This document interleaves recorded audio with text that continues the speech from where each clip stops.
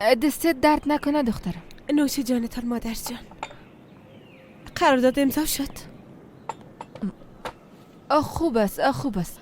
ما چی کنیم؟ مادر وعده دادیم و شما اعتماد کرده او به مکتب رفت. البته که کمکش میکنیم دیگه باید چی کنیم؟ ما بین اینا قرار میگیریم. شنای پدرتم سر زد خود استاد است. ما کم گرفته که ایتالیا برد.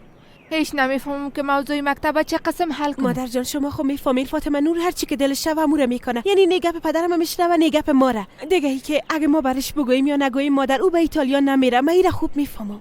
میفهمم تو حق به جنب هستی. ما میخوایم که کمکش کنم. اما از طرف دیگه اگه اینجا باشه هر روز با او آدم روبرو میشه و دروغایی که ما گفتیم افشا میشه، باز وقت چی کنیم دخترم بگو.